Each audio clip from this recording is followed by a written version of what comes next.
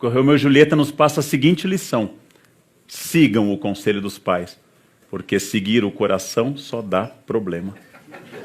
Ou seja, a peça nos diz: não casem por impulso, não olhem para o coração, porque a paixão é uma infecção temporária. Olhem que o casamento é para sempre, até que a morte os liberte ou separe. Ou seja, Romeu e Julieta fala da ordem, como tudo em Shakespeare. As pessoas injetam, para parecerem mais jovens e naturais, toxina botúlica de vaca no rosto. O botox é uma doença, uma infecção, que posta no rosto amortece os nervos, de tal forma que a pele parece mais jovem e natural. E você passa a dizer socorro, um incêndio, e eu te amo com a mesma expressão.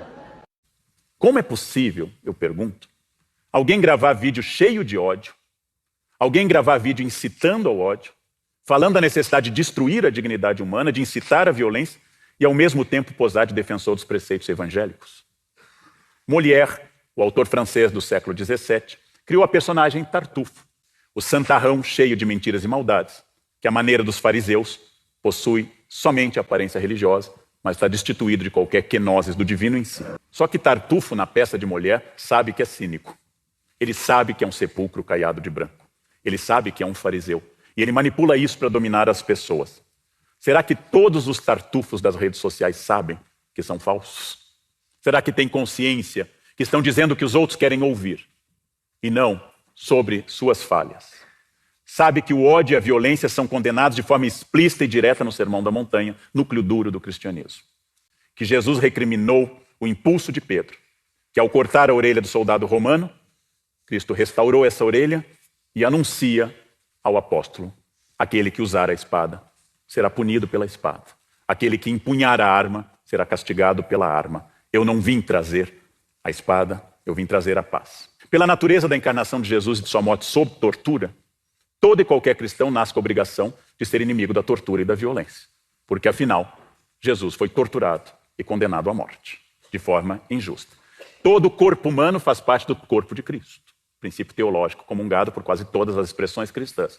Logo, qualquer tortura em um ser humano, independente da ação que ele tenha cometido, independente da sua orientação ideológica, é uma tortura no corpo de Cristo, que revive a cena daquele homem atado a uma coluna sendo chicoteado, coroado de espinhos, e levando tabefes e cusparadas dos soldados. A tortura é oposta ao cristianismo. Mas, óbvio, foi cara a muitos momentos das instituições que se dizem cristãs e a muitos que hoje se consideram cristãos. Elogiar a tortura é o gesto mais poderoso para dizer que eu sou inimigo de Cristo, inimigo da fé. Se eu me conhecer, ninguém me ofende. Se eu me conhecer, ninguém me ataca. Quando alguém me xinga, eu tenho que saber se a pessoa está dizendo a verdade ou mentira. E nos dois casos eu não posso me ofender. Ano passado um aluno bateu a porta na minha cara e gritou careca. O que eu vou dizer para esse aluno? Não, retire o que você disse. Não, estou ofendido. Vejam, as pessoas têm direito a dizer o que querem. Eu só me ofendo quando eu concordo com ela. Ataque é veneno. Veneno só funciona se eu tomar. Da minha mãe, estude para ser alguém, seja honesto. Hoje é difícil dizer essas coisas, porque tanta gente que não é ninguém chegou longe, tanta gente desonesta está no topo, há tantos canalhas nos governando, que a gente fica muito impressionado com as coisas. Então, é um momento específico, é um momento difícil, a crise está terminando, mas o quadro político está instável e, infelizmente, devo profetizar, o ano que vem não será fácil. Teremos eleições, a polarização vai continuar, o Face e as outras redes sociais vão continuar sendo uma arena de luta em que todas as opiniões são atacadas. E aí eu começo dando um primeiro conselho que não é filosófico, nem histórico. Eu dou um conselho absolutamente da minha avó, uma imigrante alemã que passou a vida inteira quase no Brasil. Não toquem tambor para maluco dançar. Não toquem tambor para maluco dançar. Quando alguém começar a berrar, a adjetivar, com os olhos irritados, vão se afastando lentamente, concordem, tenham reações bovinas, e saiam correndo, e saiam correndo. Não discutam com pessoas perturbadas. Não discutam com pessoas perturbadas. É perda de tempo, perda absoluta de tempo. Então, nesse quadro político instável de ódios, evitem o ódio, não cultivem o ódio. O ódio vem às pessoas, não compartilhem. Há um conselho que eu ouvi na Ásia de um budista que dizia: o ódio é um veneno que só funciona se você beber. Se você precisa aceitar o ódio do outro. Afastem-se disso, porque tem tanta gente interessante, tem tanta gente desafiadora, que as nossas dúvidas têm que ser de várias ordens. Nossas dúvidas são lícitas, são boas, mas nossas dúvidas não podem ser longe da ética, não podem ser longe de princípios. E como eu digo aos jovens professores que eu formo na Unicamp, um conselho que eu escrevi no livro Conversa com um Jovem Professor, é muito importante que em uma sala de aula exista ao menos um adulto. É bom que esse adulto seja o professor. É muito importante que num ambiente, por mais que tenha gente brigando, destruindo e gritando, que eu redobre a minha capacidade de ser pacífico. O amor não é o foco do Hamlet, como não é do Romeu e Julieta. Se as pessoas interpretam que Romeu e Julieta é uma peça sobre o amor, devem lembrar que Romeu começa a peça apaixonado por Rosalind. E vai a uma festa para esquecer Rosalind, e vê Julieta e esquece Rosalind em 1 segundo. E diz que Julieta é a coisa mais linda que ele já viu a vida inteira. E num célebre soneto 4433, ele proclama que ele é um peregrino indo aos lábios da Catedral da Santa Julieta. Eles se proclamam amorosos na cena do balcão, na noite de domingo para segunda. Eles se casam na terça-feira, têm a sua primeira relação sexual e única, e morrem na quinta-feira. Se isto é o modelo de amor, um amor que vai de domingo à noite até quinta pela manhã, eu amei intensamente, dezenas de vezes na minha vida. Então, a ideia que nós fazemos de que Romeu e Julieta esteve sob o amor é a ideia romântica, a ideia do século XIX. A peça é sobre a ordem política, e a personagem central é o príncipe Escalos, que 3 vezes entra em cena para restabelecer a ordem. Porque o Romeu e Julieta nos passa a seguinte lição: sigam o conselho dos pais, porque seguir o coração só dá problema. Se você casar fora do que os pais aconselham, o resultado será tragédia, porque o amor, nos casos mais intensos, dura 4 dias. E o resto permanece. Ou seja, a peça nos diz: não casem por impulso, não olhem para o coração, porque a paixão é uma infecção temporária. Olhem que o casamento é para sempre, até que a morte os liberte ou separe. Ou seja, Romeu e Julieta fala da ordem, como tudo em Shakespeare. E Hamlet é um príncipe que diz que amou Ofélia. E chega a dizer, quando cai no túmulo lutando com seu irmão, que comeria por ela um crocodilo. Uma das provas de amor mais exóticas de toda a história. Pergunta ao irmão: você a amava como eu? Eu a amava a ponto de comer por ela um crocodilo. Um mistério profundo, uma declaração de amor estranha. Ao retornarem às suas casas ao longo dos próximos dias, reúnam os amigos e digam sobre o sucesso de vocês. Não falem de fracassos. O fracasso provoca solidariedade entre todas as pessoas. O fracasso provoca proximidade entre as pessoas. Se eu disser que tenho um câncer, receberei abraços todas as pessoas. O fracasso, a dor, a doença, não é um sinal de amizade. Digam: eu estou bem, nunca ganhei tanto dinheiro, estou amando e sendo amado, estou fazendo um sucesso louco e vai melhorar. E olhem para o rosto da pessoa. É um teste infalível. Só um amigo vai sorrir e se emocionar com o sucesso de vocês. Os outros vão dizer: é? Nossa, está meio exibido, né? O que não muda nunca, o que não mudava em 1951, quando Getúlio Vargas assumiu a presidência, o que não muda em 1851, um ano após a lei Eusébio de Queiroz, o que não muda nunca. Em primeiro lugar, a partir do autor Francis Bacon, inglês do século XVI para o XVII, A frase e a ideia: conhecimento é poder. Conhecimento dirige o mundo sempre. Conhecimento de tudo. Conhecimento é poder. Francis Bacon lançou essa ideia no seu livro Novum Organum e ela é fundamental para nós. O que eu sei se torna um empoderamento da minha existência. Excluir, por exemplo, populações pobres de uma educação efetiva, excluir mulheres da escolaridade, foi uma estratégia de controle. Sempre foi uma estratégia de controle, porque o conhecimento é poder. Os judeus têm uma noção que eu acho admirável, de que alguém é adulto. Um rapaz judeu se torna aos 13 anos adulto quando ele sabe ler a Torá e ler para a comunidade. E ao ler, ele ganha o estatuto de adulto. Os judeus foram o primeiro grupo humano a superar o analfabetismo. Porque os judeus entenderam que povo perseguido historicamente, indo de um lugar para outro, eu só levo uma coisa: o conhecimento. Conhecimento é poder. Educação é poder. Educação liberta. A boa educação liberta. Sempre com a advertência de Paulo Freire, quando a educação não é libertadora, o sonho do oprimido é se tornar opressor. Educação é libertadora. Tudo o que eu sei é uma habilidade que eu terei para existir. Isso nunca mudou. Pode desaparecer o caderno, a caneta tinteiro, a caneta esferográfica, o lápis, pode desaparecer o tablet, podem implantar chips nas pessoas e continuamos com esse princípio. Conhecimento é poder. O suporte do livro pode ser papel, pergaminho, pode ser o tablet, pode ser um e-reader, o que for. Mas o ato de ler transmite conhecimento. Conhecimento é poder.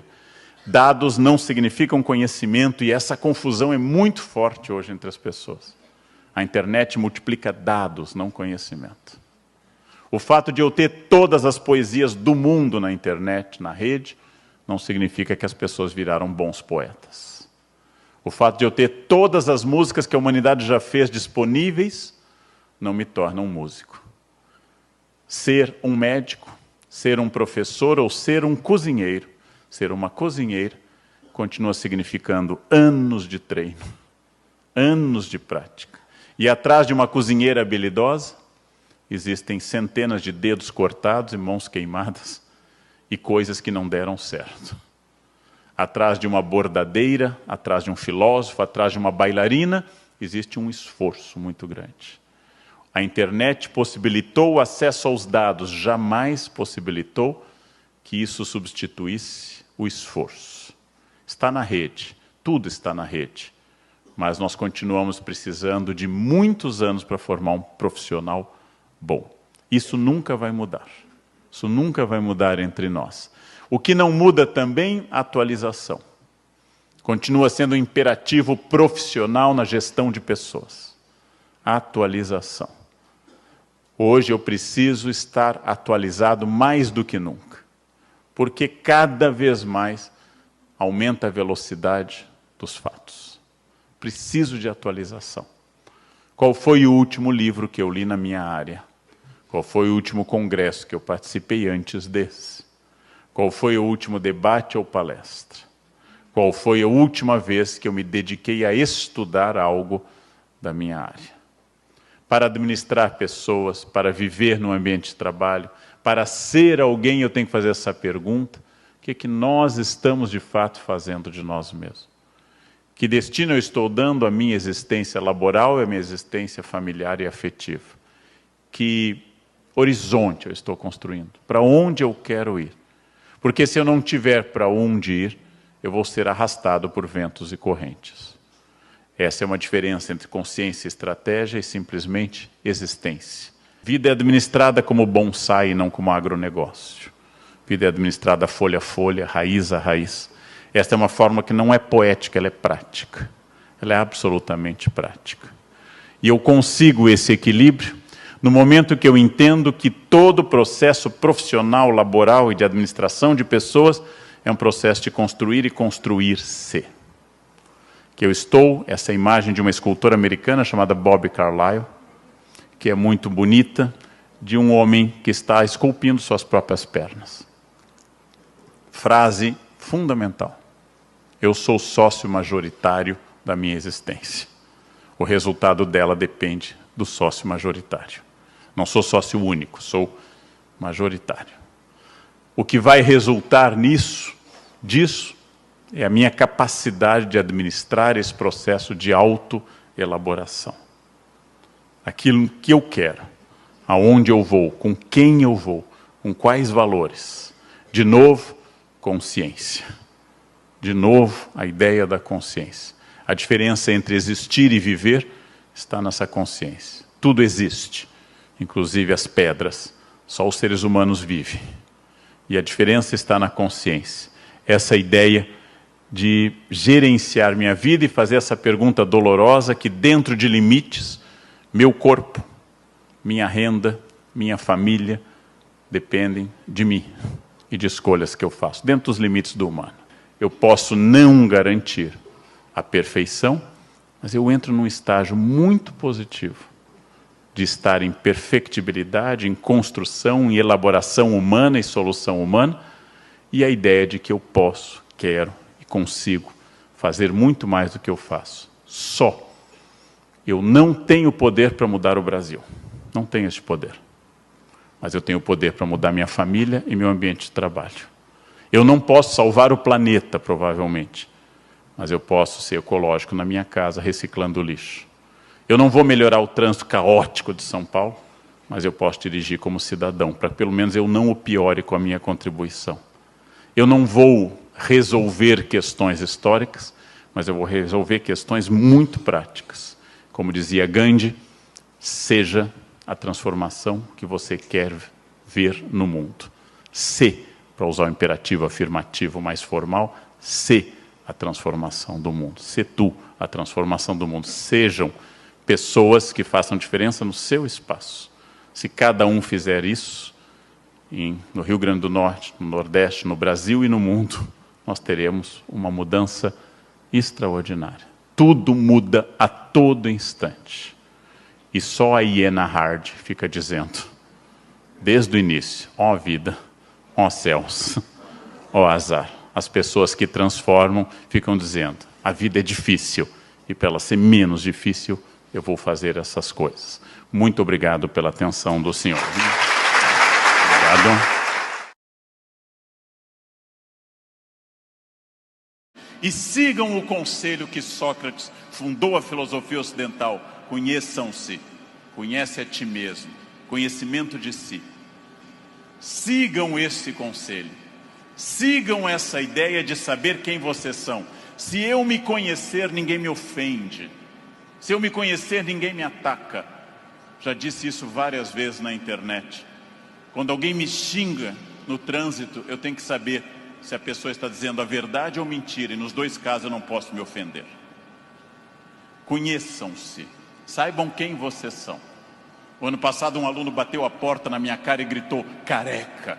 O que eu vou dizer para esse aluno? Não, retire o que você disse, não, estou ofendido. Vejam, as pessoas têm direito a dizer o que querem, é um direito constitucional. Eu só me ofendo quando eu concordo com elas.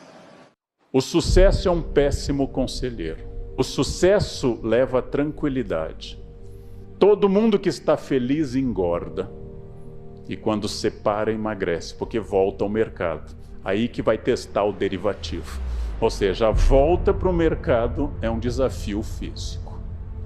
Quando você está tranquilo em casa, você começa aquele processo que vai atacar seu próprio casamento. Por que botar uma roupa de baixo boa? Estamos só nós em casa? E a pergunta que eu faço, então, para quem você vai colocar a roupa boa? Por que é que você vai usar a pior roupa em casa e vai guardar a roupa melhor quando visitar pessoas estranhas? Por que é que a louça boa só vai descer quando tiver visita, se nós somos as pessoas mais importantes dessa casa? Por que é que você vai guardar para... Minhas amizades são pouquíssimas. Eu tenho poucos amigos, muitos colegas e milhões de transeuntes, fantasmas, que voam pelos fótons das minhas relações pela internet. Uma amizade demanda anos, inclusive porque ela é um item de investimento. Não é possível ter muitos amigos, é caro, eles se reproduzem, Eles casam, eles têm eventos, têm que dar presentes. Não é possível ter muitos amigos. Superem essa ideia de sorte, azar, destino. Introduzam a ideia de decisão, estratégia e trabalho. Sartre diz, o filósofo que morreu em 1980, Sartre diz: não importa o que a vida fez de você. Pausa.